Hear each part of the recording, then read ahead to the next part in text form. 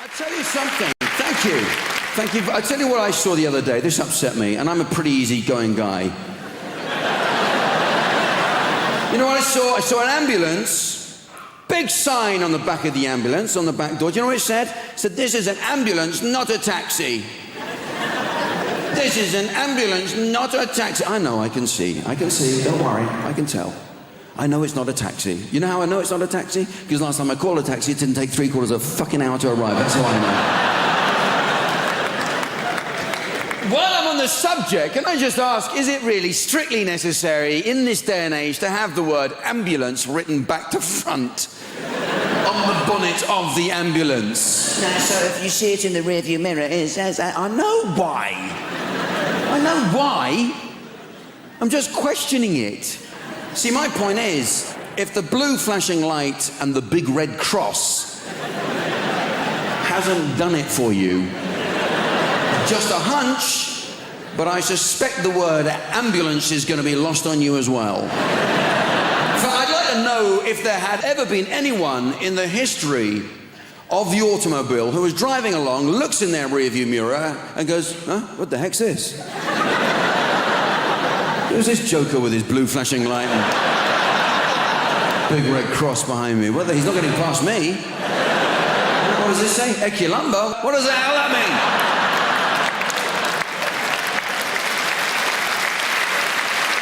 Not getting out of his way.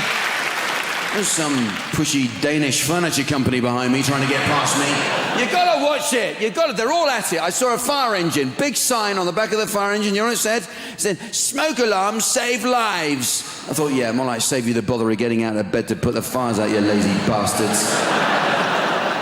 You gotta watch it. AA vans. Well, Britain's 4th emergency service. You know, only in this country could coming forth be a boast. 4th, you say, my God, runner up to bronze. All the fun of taking part, none of the hassle of hanging around for a medal! Mountain Rescue, they're grumpy bastards, aren't they? So you helped me down from a hill. You have no right to criticise my footwear. I was wearing flip-flops that felt like a walk. Well, volunteer service, you see, Jack. Yeah, and don't you keep banging on about it. Listen, pal, you wanted to rescue people, I wanted rescuing. We both got what we wanted, so shut your face. Nurse girl, could I have the psychological profile now, please? This is... Did you see something awful then? How awful. Would you like to take Lee over that side? Nick, you come over this side. I want you to look up at the screen.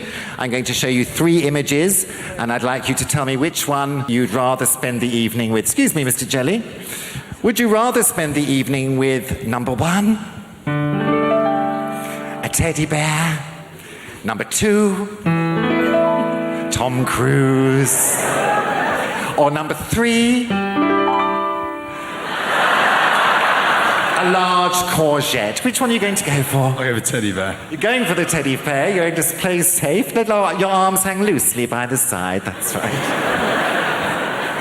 Going over here now to the Navy, where the food is obviously a lot nicer. Excuse me, Dale.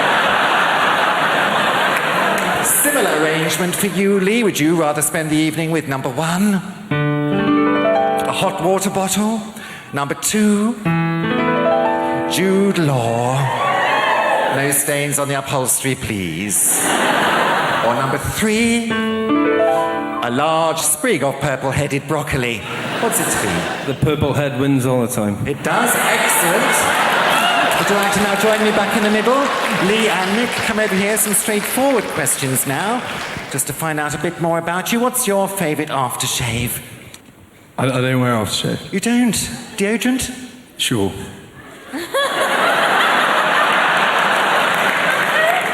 Let's have a little sniff. Oh, you do smell quite fresh, Gail. Would you like to? Oh, yes. Very sensible. No, nothing musty there at all. What's your favourite aftershave, Lee? It's brewed for me, Julian. Is it brewed? Any on this evening? Just a touch. Oh, that's lovely. Just a faint aroma there. Would you wait until you're asked, please? And finally, what's your favourite position, Nick? Doggy. Doggy style. What sort of dog do you have? Your favourite position? Reverse cowboy. Reverse cowboy. Laughing at your own jokes there. It's like you're on stage with Billy Connolly. Now then. Right, that's it, Nurse Girl. Could I have the rubber glove now, please?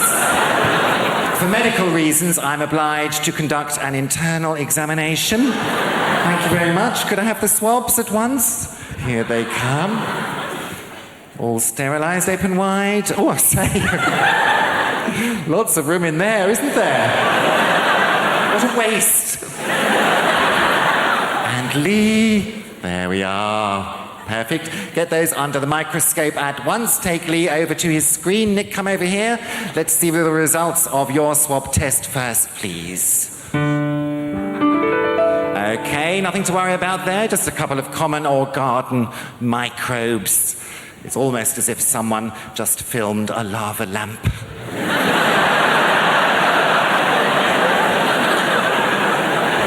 Now, the sailor's results, please.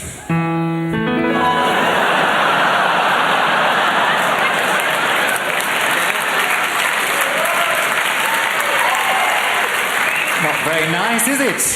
Didn't waste your evening, obviously.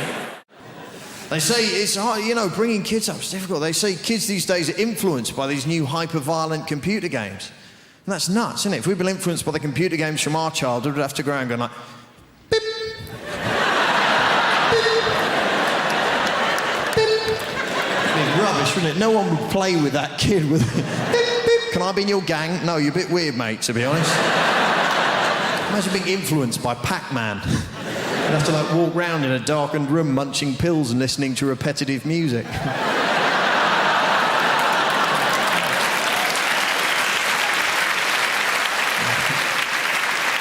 the younger people laughing and clapping, the older ones going, who is this Pac-Man you speak of? It's not one of the rough boys from the estate, is he?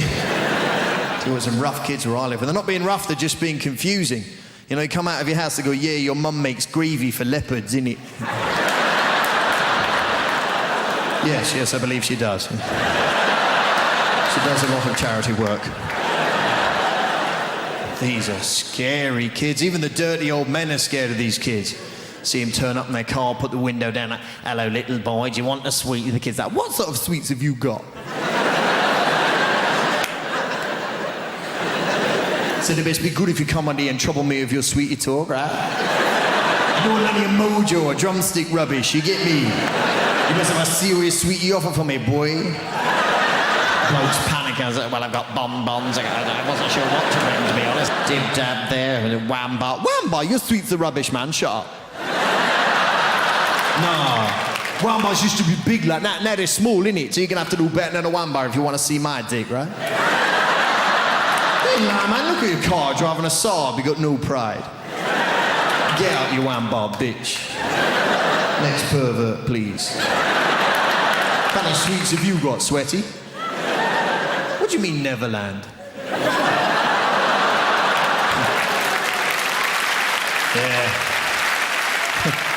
But we live in exciting times anyway, you know. It's very exciting being in London, you know. The Olympics. Fantastic. We didn't really want the Olympics till we heard France might get it.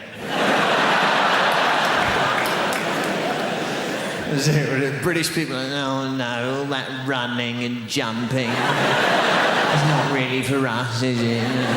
When is it? No, I'm busy that week. What? France are going to get it? Bollocks, we'll have it.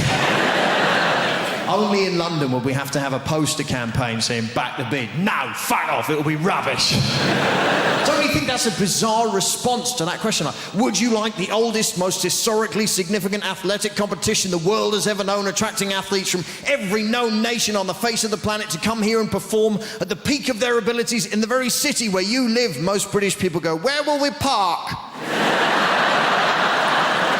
You know, because it's all residents round here. There's others going, no, man, the tubes will be packed, you get me? People getting on the underground with, like, javelins and shit. No. come and then it escalated with a shot put, health and safety, boy. And there's a whole other section of British society going, you what? The Olympics? Let a load of foreigners in. Huh? Ones that can run and jump and swim, you let them in, you'll never fucking catch them. Huh? Place will be overrun with Lycra refugees. You're having a laugh, ain't you, mate? They'll peel them little numbers off their jackets. You watch them, they're sneaky. I read about it in the Mail. This is true, this. Does anyone know? I fail my test. Can anyone tell me what happens, right? If you're on your driving test and an animal ran out in front of the car, what are you supposed to do? Supposed to run it over. That's the right answer. They say anything else is a danger to other road users. I'm on my test. Everything's going great. Suddenly, this goat ran out in front of the car. So I remembered what he said, and I kept driving. A few seconds later, I look in my rear-view mirror. The goat is fine. I've missed him by millimetres. Now, obviously, I didn't want to fail my test. So I slapped it in reverse like that. But I must have been chasing that little fucker through that field for 45 minutes before I ran over his head, and he still failed me. Where's the justice in that?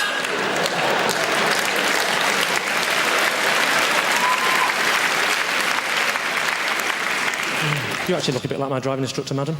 With those fantastic specs and that hair. You've gone for the old Eric Morecambe meets Demi Moore look, haven't you? That's fantastic. Actually, lend me those glasses for a second. Just, you do. What's your name, madam? Lyndall. Where are you from? Mordor? Lyndall. My name is Lyndall. Are you searching for a ring? That's Australian. Oh, fantastic. I'm not going to take the mickey out of the Australians. You're the same as us, aren't you? Different pronunciations, you know. You say yoghurt, we say yoghurt. You have prawns on the barbie, we have yoghurt. You use KY jelly. It's yoghurt, I'm not explaining them all. You say BYO, we say good guess. The question was, how do you spell boy?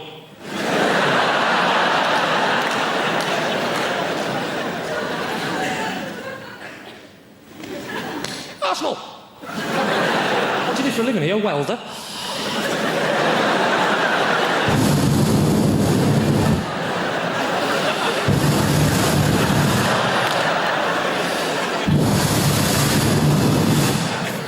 It's true, actually. My driving instructor wore glasses. This is the other issue for me as well. We're driving down the road. She said, what I'm going to do is I'm going to slap my hand on the dashboard. I want you to make an emergency stop as though a small child has stepped out in front of the car. Before he could put his belt on, or she, doesn't matter because I'm making it up, right?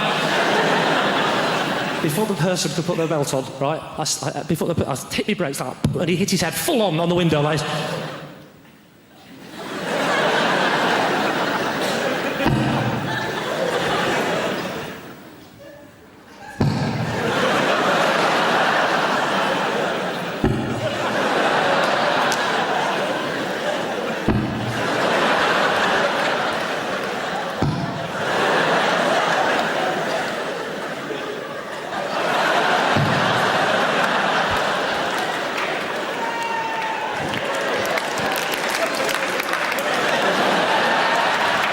I'll just show it off now. Oh, bad job! Hey! Hey! Then he turned around to me and said, why don't you wait till I slap my hand on the dashboard? I said, there's a child's life at stake here. I haven't got time to mess about with games, mate. Oh, sorry, you didn't see any of that, did you? No, you were just sat there, weren't you, going, what's he doing? What's that noise? Has he got a kind face? They know their wildlife over there in Australia, unbelievable. They have koala bears over there. They've so many of them, they've actually trained them to work in the cities. And get your guess, right? What job do you think koala bears do in Sydney at the moment? What job are they trained to do? Give me a guess. What's that? To be bears. They're kind of, doesn't take much training, Tracy, to be honest. Given that it's already a bear, it really, unless you want to be a different kind, you're no koala, you're a grizzly, get out there, go on, get out there, koala. Give me another guess, what do they train them to do? Koala bears. Cuddle is glorious, what a beautiful idea. They train them to work as professional cuddles. That's That's a fabulous idea. All over Sydney, there'd just be podiums sitting there with a koala on it, and you can walk up and go, I'm a bit down at the moment.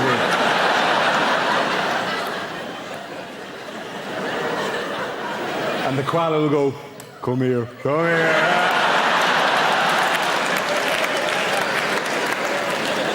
All right, now you're feeling better now. Thanks very much. Brilliant suggestion. Give me one more suggestion.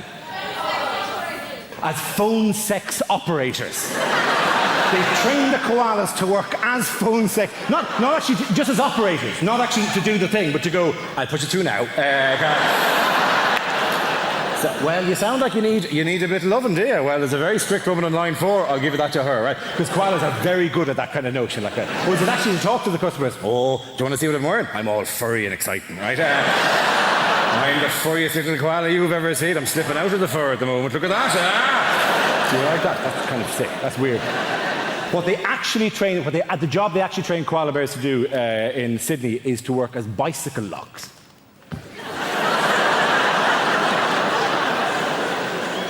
You take the koala, you put him in the frame of the bicycle, his little hands reach around through the spokes of the wheel, and then he just holds on to the bicycle like that.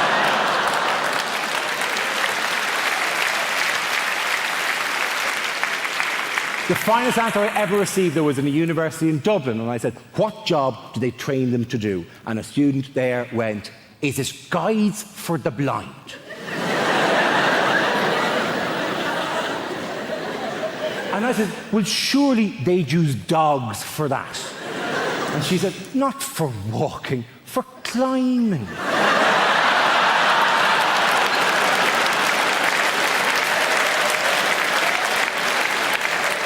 It's a glorious notion. The dog would walk the blind person to the foot of the tree, at which point control would be handed over to the koala bear, who would then walk the blind person up past difficult clumps of branches and whatnot, till they got to the top, where presumably it would then describe the view to the blind person.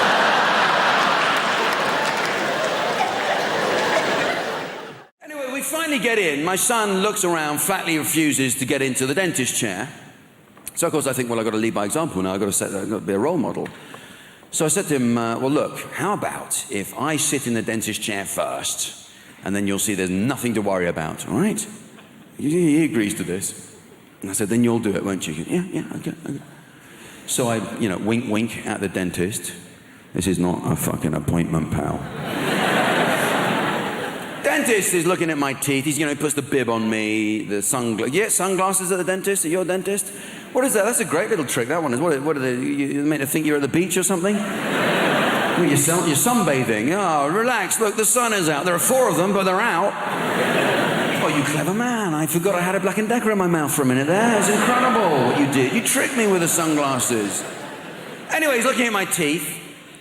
And then he goes, oh, actually, there is something I can do for you here, Mr. D. And without any warning, gets the drill. Straight in. They always do a couple like that just before they do it. They know it bloody works. They're trying to shit you up. That's what's going on. Start drilling, goes straight into a root canal up here. I'm feeling the kind of pain that I didn't know could exist. I'm just trying to diffuse the pain through the arms of the chair. I'm just going, blood coming off the ceiling. My son runs out into reception. It's a total disaster. I didn't get a bravery sticker. The whole thing has gone wrong. Well, who likes to go to the dentist? You wouldn't. From the moment you get there, they put that little vacuum cleaner in your mouth and, oh, God, they stick that thing in your mouth. It sucks all the saliva out. It always reminds me of my first girlfriend. And I'm always anxious they're going to flick it onto blow by mistake. I'm going to end up with a mouthful of the previous guy's phlegm. I'll be there like some human volcano in my Foster Grants full of slums. Bits of tooth I'm spitting out all day. It's not mine! I never wore a brace! It is an odd thing, though, at the dentist, how you look forward to the pink drink. Once you're there, having this stuff done, you begin to think, see that pink drink? That's mine. At the end of all this, I I get the pink drink. It's going to be worthwhile. That little plastic cup with the pink drink in, it's mine. You look forward to the pink drink. He's doing what he wants. He's tinkering around with his little craft set inside your mouth. Doing what he wants, injecting what... Oh, the injection, that's not... How unnatural is that? An injection in the mouth. Oh, it'll just feel like a little scratch. So what do you say? It'll just feel like a little scratch. And then after about 10 minutes, it'll feel like you've had a stroke.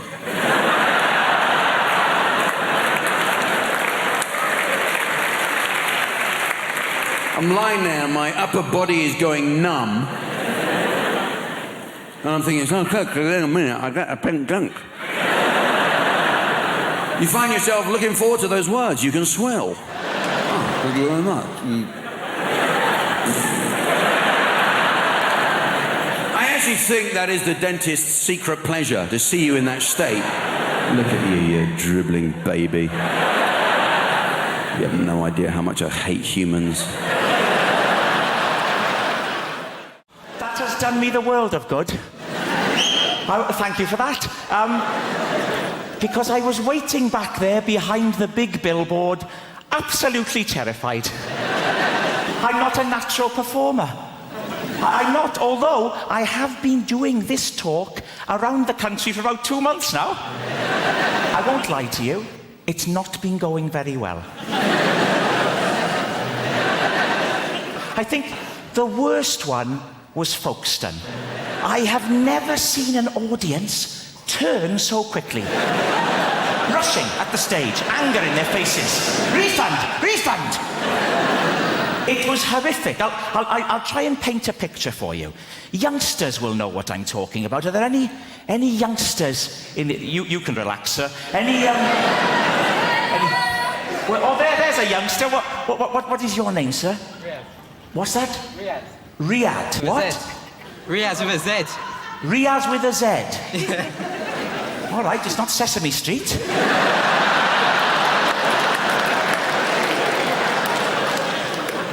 Riyadh, how old are you? 18. 18?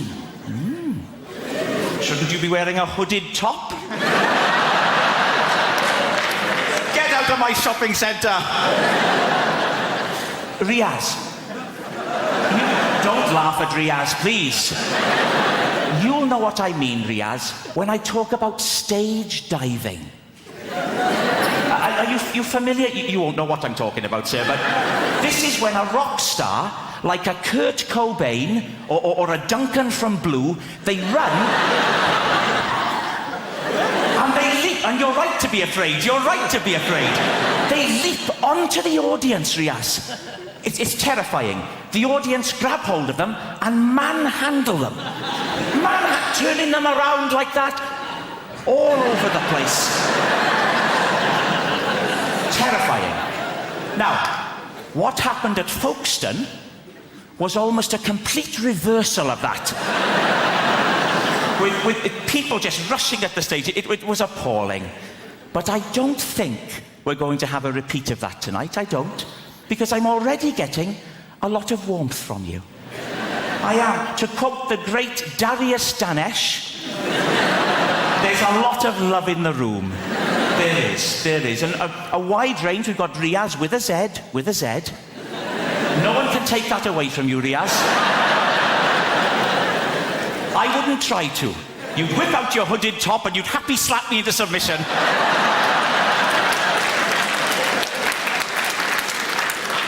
But it's a friendly crowd. We've got a proper... Look, here we go. Right down in the front, there's a chap here wearing a T-shirt with a slogan on it. Unbelievable. A grown man. What is your name, sir? Chris. Chris, with a Z? Riyadh, you're one up, you're ahead. I'll bet there aren't many other people in the whole building who have a Z in their name, in all honesty. Unless Zebedee's joined us tonight, which I think is unlikely. So you're a Chris. Yes. Chris. And what's the idea with the T-shirt, Chris? Is it Rag Week? As much as you want to save animals, I'm pretty sure you're not going to do it by buying cosmetics. Pretty sure you can't walk into the body shop and buy some burdock root peppermint oil foot scrub And some little badger somewhere in Scotland is going to go, wow, I feel a whole lot better about my life right now. Somebody's buying that burdock root peppermint oil foot scrub. I don't see the point in testing cosmetics on rabbits anyway, because they're already cute. Slather some lip gloss and eyeliner all over them. Now they're all gussied up like some $3 whore. There's no dignity in that for a rabbit whatsoever. You want to test out cosmetics? Test them out on big game, because they stink. Get up under a hippopotamus there and get some roll-on deodorant under his armpit. See how fresh and self-assured he stays all day, huh? Little lip gloss on a beaver. Real beaver. Stay with me, fella. Real beaver. Right? Dam building, log-eating beaver. If he's charged through 60 logs and he's still wearing that lip gloss, that's some damn good lip gloss right there, ladies and gentlemen. You know this whole thing about, you ever meet someone famous and you tell your friends, and then they say, well, what was he like? Because all they really want to hear is that he was a prick. That's why they like to say Tom Cruise is the nicest guy in Hollywood.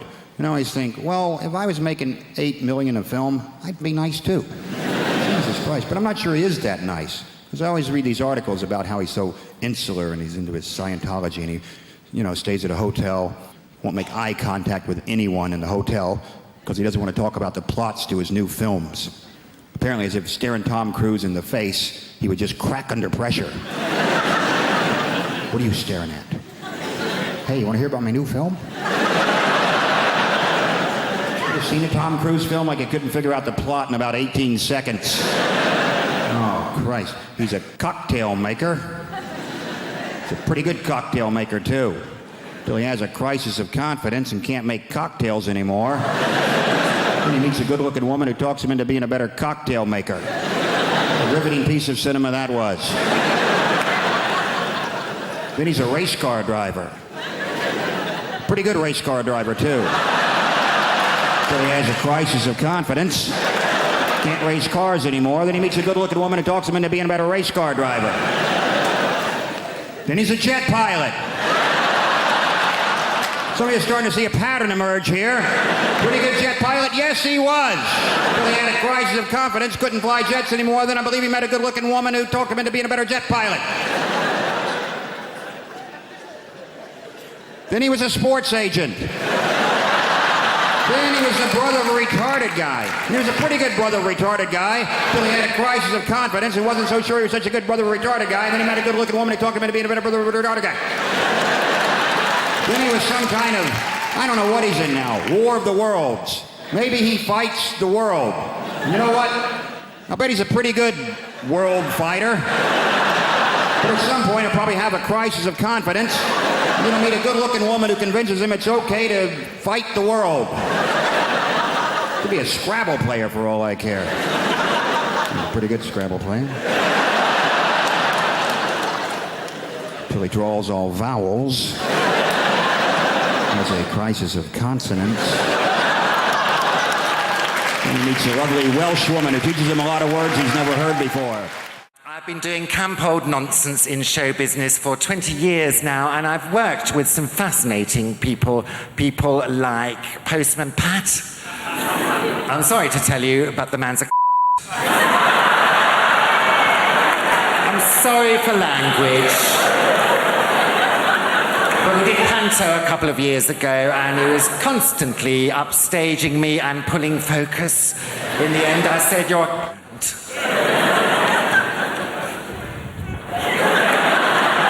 doesn't walk like that off stage, it's all put on." And on the other hand, I've worked with some fascinating people like Dale Winton. Dale Winton and I went to stage school together, and when we were both about 15, we shot up together. Dale is lovely. He'll do anything for anybody, anything from helping an old lady across the road to buggery. There was one awful occasion when he got a bit confused. I'm afraid so. Bugged an old lady across the road, but she saw the funny side of it. Put it down to youthful high spirits. But if I had to think of a highlight of my career, well, there are two, really. I did 2 Royal Variety performances, and you get to meet the royals afterwards, which is the whole point, really. Have you met them, Abby? Not encountered any royalty, it's just a question of time. The second Royal Variety was in front of Her Majesty the Queen, and I was standing there with Frankie Dettori on one side, and she got to me, and just before she got to me, suddenly became aware of a little kind of smidgen of wind that was trapped within, as can happen, and I thought, well, I can't really drop one in front of the Queen. That's probably treason. So I'll have to get rid of it, and because sometimes you can get rid of wind from whence it came by, you know, willpower and internal squeezing. Well, I had a go at that, but it wasn't going anywhere. So I let nature take its course, and unfortunately, on that occasion, I shat myself.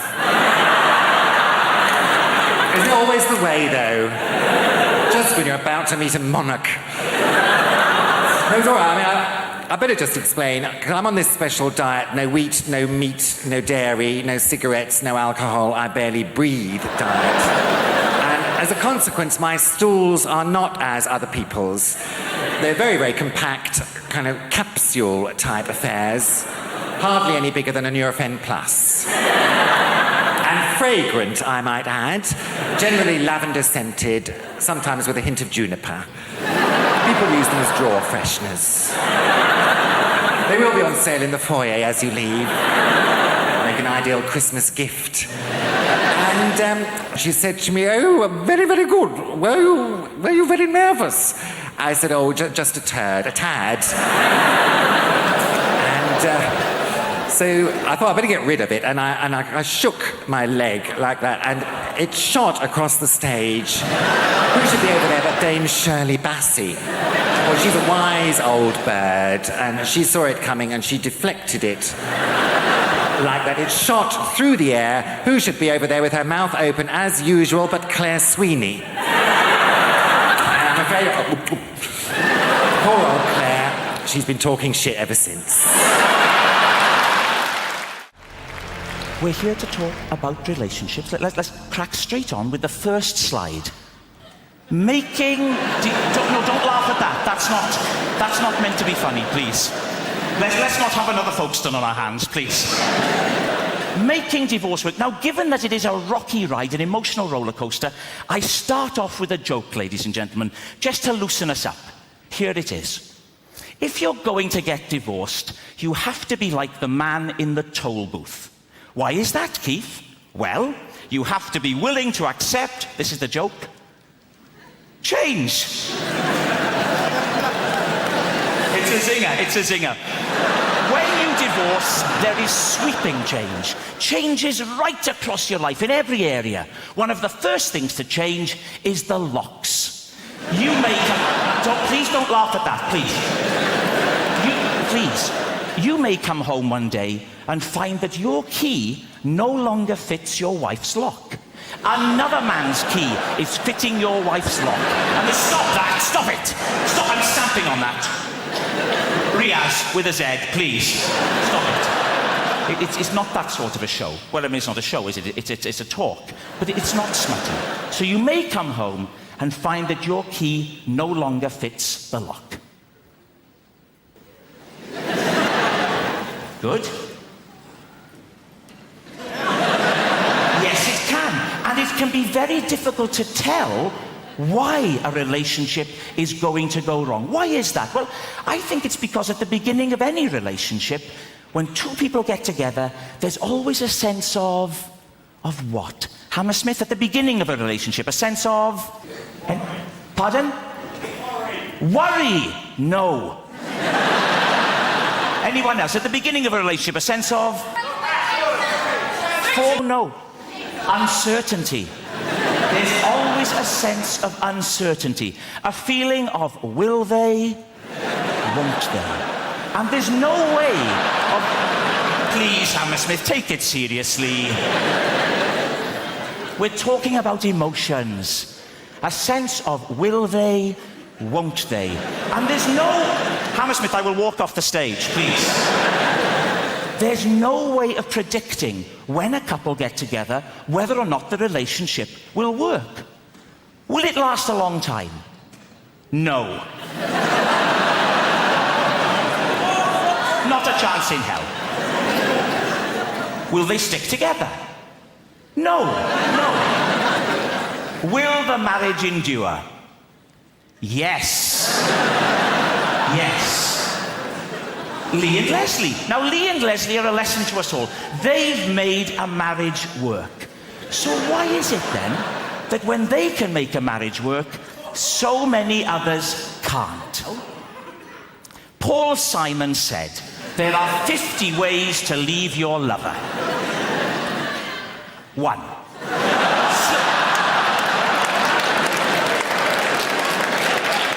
Hammersmith, time out. Please start to take it seriously. 1. Slip out the back, Jack.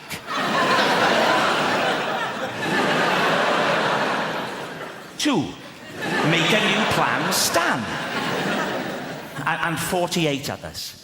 You know, when you're in love with somebody, you rarely see them at work. You rarely see them doing the thing that they do and you can't. It's extremely attractive. Go follow your partner someday to work. If they're having an affair, it'll be a hideous conclusion. But just watch them doing the thing. It's really cool because you can't do it. They can. You go, I fucking know you're fantastic. You're glorious. Particularly when they're saving a life. Jesus, you're there going, oh, you're beautiful. I love you. And you're making me look good right now. Yeah, she's mine. She's my girlfriend. Look at her. She's glorious. She's saving her life. Trophy bird. Right? I had to be peeled off the doctor the day of the mini-stroke. Seriously, she was underneath me going, that's very flattering, but could I deal with the situation first, right? And I was behind her going, no, she'll be unconscious for a while, yes. Apologise, she's actually in the room tonight. Sorry about that. Sorry. But it is nothing more attractive than seeing the person. I mean, the doctor here, have you a partner there with you? Have you a boyfriend or husband with you? He's a teacher, so he's not in the medical trade. My teacher friend, isn't it sexy? Have you seen her ever deal with an emergency, have you? Not yet. Not yet, he said loudly. Get her to run over one of these feckers on the way home tonight. Dude, it's extremely attractive. But the one bad thing is you're very clannish people, the doctors. They have a tendency to hang around together in little groups, right? Okay. My teacher friend, do you have to go to loads of social events where it's just you and doctor? Does that happen to you, my friend? Does it? I hate it. Yeah, I know, it's a nightmare. I hate it, he said. I am articulating your pain, my friend. He hates it, ladies and gentlemen, because there's times I've been at dinner parties and it's doctor, and I'm the only feckin' muggles in the room, right? And they don't know half as much as you give them credit for. My friend, if you're ever at another dinner party and it's all doctors, feck with their heads. It's remarkably easy to do. If you're ever out with a load of doctors and they're going, well, today I performed a conductectomy. You just go, yeah, but what are hiccups exactly?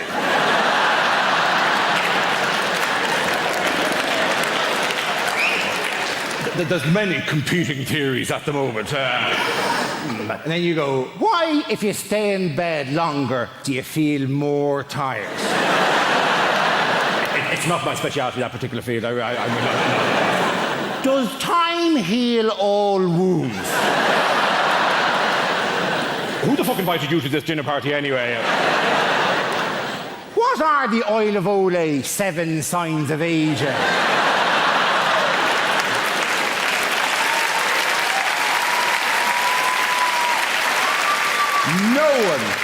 No one actually knows what the Oil of Olay 7 signs of aging are, right? Apparently they start with little lines around the eyes and finish with a woman sitting on a stairs with a bottle of gin going, I have him the best years of my life! And it takes a feckin' hell of a cream to get rid of that, let me tell you. Doctor, one final question. Doctor at the back there, my surgeon friend, liver and pancreas, answer me this. What are hiccups exactly? Diaphragmatic irritation. A diaphragmatic irritation. Good woman yourself. Very good. Let the punters at home note, she said, diaphragmatic irritation, which is right. I also would have accepted any arrhythmic irritation of the phrenic nerve. Please, please. I'm not a doctor. I'm just riding one. Okay. And the thing I never bargained for with the kids is that they get sent home with homework from what, the age of 3 now, is it? Yeah, don't they? What a total waste of time. What these teachers don't understand about children of that age group is that you can divide them into 2 categories. There's the first kind of child who will look at a piece of paper with a sum on it and think, 3 and 3 equals 6. Then there's the other kind of child who eats the paper. Where's your homework? Oh, look it. In fact, the only thing kids use homework for is just a ploy to stay up later when it's bedtime. They deliberately don't tell you, don't they? They keep it back. They don't tell you they've got homework. They hold it back. They're playing their cards close to their chest. They're waiting for that moment. Come on, you've seen your program. Turn the television off. Up to bed. I still have homework to do. I think that trumps you, sir.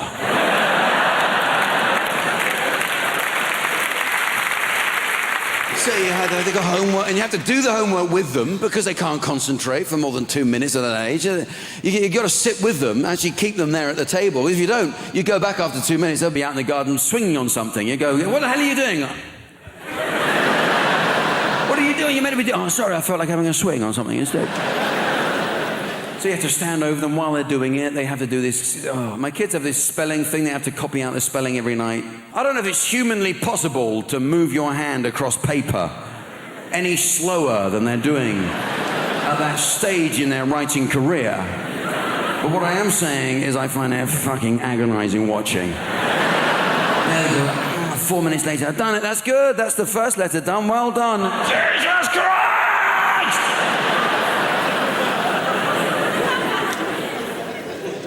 I got to the point with the homework that I couldn't watch it being done anymore. I had had enough of this, you know? And I was tucking them all in. I'd done it with 3 others, the other 3 kids, and then this last one, you go, I haven't done my homework. And I couldn't face it anymore. I snapped, you know? I said, well, you know what? Leave it. Leave it. I imagine if you do leave it, that something will have happened by the morning.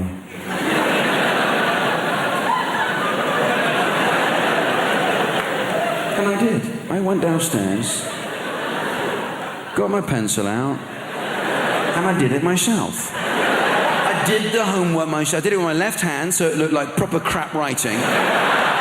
Real method job. I had my tongue sticking out. Halfway through, I went out in the garden, have a swing on something. Came back in, had a glass of milk and a biscuit, got on with the rest of it. And I did it myself, whizzed it off. Don't do it yourself, please. This is my story. Don't do it yourself, because if you do, you get hooked. You get hooked on doing it. You can't go back to watching it being done. You have to do it yourself, and you start to look forward to it. You look forward to the homework. It's like a little quiz every day. You actually know the answer to a couple of these ones.